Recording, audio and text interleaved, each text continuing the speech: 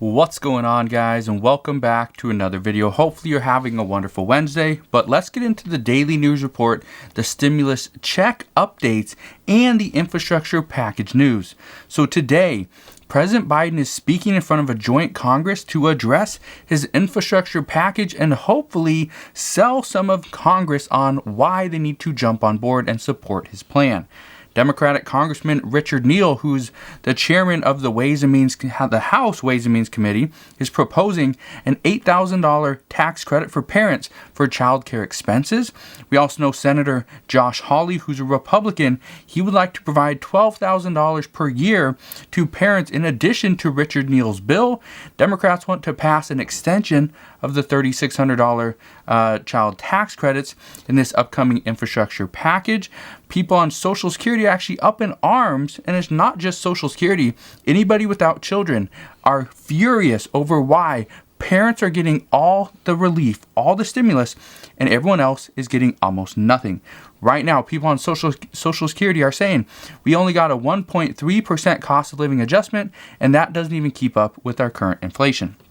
Many key lawmakers are already against President Biden's proposed capital gains tax and the elimination of the 1031 exchange for real estate investors. And experts are currently warning Americans that we are at risk of a shortage of gasoline during the summer months.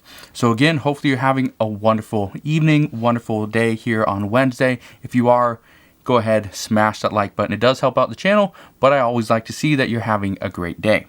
Now, if you are watching this video before 6 p.m., okay? If you're watching this before 6 p.m. or 9 p.m. Eastern Time, 6 p.m. Pacific Standard Time, on Wednesday, April 28th, then President Biden has yet to start speaking or yet to address the joint Congress. If you're watching it after, just understand, tomorrow morning, so on Thursday, April 29th, I will be back here in the morning to cover everything that President Biden talks about tonight. So if you miss anything, you don't get a chance to watch the address, don't worry, I will cover it tomorrow. All you got to do, click that subscribe button, make sure you're subscribed, and I will be back on tomorrow. Now, like I said, a lot of people are up in arms over why parents are receiving all the benefits in this infrastructure package, in this social infrastructure package. Many people on Social Security are saying that the 1.3% cost of living adjustment is not enough. Inflation is eating away at all of that. Every single cent, every single dollar, inflation is eating that up. They say that their small 1.3 cost of living adjustment does not actually give them anything. Gives them very little because things got so expensive. Gas prices rose. The cost of food, essentials, medication, everything increased. So some are saying that this did absolutely nothing. And honestly, it's true because the average increase this year was just $20 per month. That is abysmal. That is horrible. And that is where some lawmakers are saying that we need to provide for every single American, not just those with children. And people without children are wondering, why are we being punished when we haven't started a family yet? We want to, we haven't done it yet. So here's what we know right now. What we know is that children are being looked after because of the lack of school for this past year and the increased poverty and homelessness among children. That is one of the leading causes of why lawmakers are specifically targeting parents and their children. Now, it is because of this that many lawmakers are doing everything that they can to fix these issues first and fast, because they say that fixing the issue at the source should be the only way to solve our current problems. But this makes many wonder why monthly stimulus checks have still or yet to be discussed on a more serious level. That's what some are wondering. Why are we not discussing this on a more serious level? Monthly stimulus checks have been talked about, discussed, and supported by many progressives, many Democrats, both in the House and the Senate, but yet President Biden and the Biden administration haven't even mentioned it. They haven't even mentioned a fourth one-time stimulus check. Lawmakers are saying that they have shown proof that monthly payments would work. This is also the reason why the child tax credit of $3,000 or $3,600 per year was actually broken down into a monthly payment starting in July. So they are saying we've already shown that it can work. We've already proven that monthly payments are beneficial, which is why we passed a bill that included monthly payments. But they're wondering, why can we not do that to every single eligible American that doesn't have children as well? Right now, we don't know. But the relief doesn't stop there. Senator Josh Hawley, he also wants to include, which I talked about the other day as well, he also wants to pass legislation that provides parents with $12,000 per year as a parent tax credit. He's just changing what they call it. Instead of a stimulus payment, instead of a child tax credit, this is a parent tax credit. He's just changing the way he's going to campaign and push this bill. And for individual filers, they would receive $6,000 per year, so just half of what parents would or couples do. And on top of that, the House Ways and Means Committee Chairman, Richard Neal, he's proposing an $8,000 per year tax credit for parents who use for child care expenses. Some are saying that this would actually be a huge boost to many people. This would also allow child care employees to make a little bit more money because this would actually increase their pay, and it would give parents 12 weeks of paid family leave. Again, another benefit for parents. If you have children, you're obviously going to make out very well in this next infrastructure package. But as of right now, this is a good thing for those that don't have children either, okay, that don't have children yet. And I say this because lawmakers, many Democrats have said over the past few days, they want to make things fair. They want to make sure that if they're going to provide X amount of dollars for people with children, they'd like to also provide X amount of dollars for individuals. College students, people that haven't started a family yet, elderly individuals as well. They want to provide for every single person. That is why some lawmakers say, well, the easiest way to do it is just, let's just pass an additional stimulus check. Well, that would work, but right now, President Biden has yet to discuss that or even bring that up.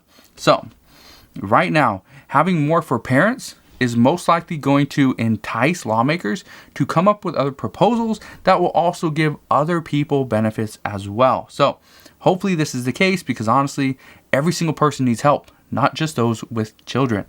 So, on top of all these things that Senator Josh Hawley and Congressman Richard Neal are proposing, Democrats want to extend the child tax credit until 2025. This is something that, according to reports from Bloomberg and the Washington Post just today, this is actually something that they are looking into as to providing this and passing this with this $1.8 trillion infrastructure package. So we'll see what happens there. Now, one thing I can say is that what happens during President Biden's address tonight is going to play a major role as to what we see, not only the rest of this week, but over the next month or so. I anticipate the negotiations are going to go on probably until at least the end of July.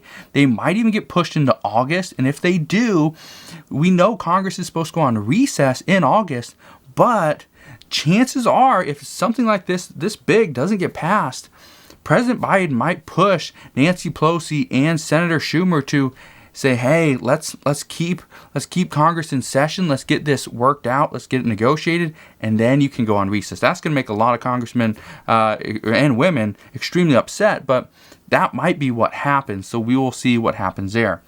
What we do know at this point, though, is that many key lawmakers are already against President Biden's infrastructure package because they say that this is not the best way to pay for the package. President Biden still wants to tax the wealthiest individuals in this country. He wants to tax large corporations an additional 7%, so go from 21% currently, the corporate tax rate, up to 28%. Senator Joe Manchin says no, 25% should be right where we're sitting.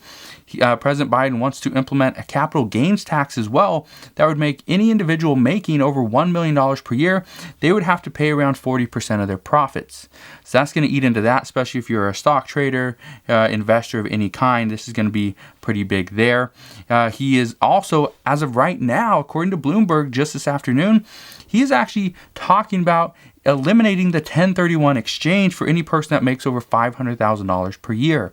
So I'll address this in a minute, but this is actually pretty big, and this is what's going to make buying a starter home even more difficult. It's going to make finding a first-time home buyers, honestly, are going to get screwed because home prices are going to be extravagant. But why is that? Here's the reason why. It's simple. Investors currently, okay, just think about this. An investor, if you know what the 1031 exchange allows you to take your profits, you sell one house or any real estate, you sell that, it allows you to take your profits, and instead of paying tax on it, as long as you roll your profits into another deal, that's the 1031 exchange, and you're good. You don't have to pay any taxes. And you can keep rolling it in, do a 1031 exchange, deal after deal after deal until you die, and you never have to pay taxes. So that's what a lot of real estate investors do. Okay, here's what you need to understand. If real estate investors, if they make anything over $500,000 per year, okay, which a lot of real estate investors would do, okay, that's not that difficult to make over $500,000 per year as a real estate investor. But let's say that's the case. As a real estate investor, I'm not going to go and buy a 10-unit apartment complex or a 50-unit apartment complex, because now I know if I make over $500,000 per year, okay, or if I make over $500,000 on that deal when I sell it, then I can't do a 1031 exchange. So what do? I decide, you know what? I don't want to deal with the 10 or 50 unit apartment complex. I'm going to go buy a duplex. I'm going to go buy a single family home, something that I know will increase, okay? It will appreciate in value, but it's not going to go up by $500,000 in the next year. And so I can watch the value of it, and as I get closer, I can sell. And I can just be right below that $500,000, and then by doing so, I don't have to worry about getting or not qualifying for that 1031 exchange. So simple. But what does this mean? This means the first-time home buyers, the smaller houses, the less expensive real estate deals, those are the things that are going to go and quickly off the market. You are now going to be battling not only the other first-time home buyers, you're also going to be battling investors with a boatload of money, probably paying all cash. So who do you think a seller is going to go with? Somebody that needs to qualify for an FHA loan, which could be more difficult, or somebody that's just an all-cash buyer that can pretty much write them a check and they're good to go. Yeah, the investor, the all-cash buyer, that's who's going to win all these deals. So just look out for this, okay? This is just my prediction, but I can tell you right now, this is also a prediction of many other people as well. Just watching the news today, just reading the articles in the comments after Bloomberg reported this is actually going to be a big deal for home prices. So just watch out for that. Now, we also know, okay, and this is another big thing to be aware of, that experts are currently warning us in the United States that we are about to see a shortage of gasoline during the summer. This is not because we have a shortage of gas. This is because we will have a shortage of drivers. Get that, a shortage of drivers. We do not have enough drivers. This is also the reason why some products that hit the shelves at the grocery store, okay, this is why they take so long to actually restock those products, because we don't have enough drivers. The products are made, they're sitting in a warehouse on the other side of the country, but no, we can't get them because we need a driver to go and pick up that load, bring it over to the West Coast so that they can go and distribute that. But that's the issue with gasoline now. Or at least that's what experts are saying. This means what we are expected to see is the supply and demand principles will actually kick in, meaning the gas prices will most likely go up very soon, and this will most likely stay this way over the entire summer and probably into the early to middle fall. That is at least what experts are saying as of right now. So I know a lot of this is not great news in today's video, but again, some of my videos aren't the best as far as, oh, perfect news, absolutely love it, I'm going to get some money, great. Some of this just pure facts, just pure information, updates to keep you updated on everything that's going on. But as always, we will know more. All lawmakers right now are simply just waiting on the sideline for President Biden to address the joint Congress and figure out, okay, what does President Biden want? What does the Biden administration prioritize at this point? And then all lawmakers can start proposing new ideas. So that's where we are at right now. As always, as I know more, I promise I will come back, fill you in on all the latest news and updates. Just want to thank you guys for watching. Have a wonderful rest of your evening, and I'll see you guys on the next one.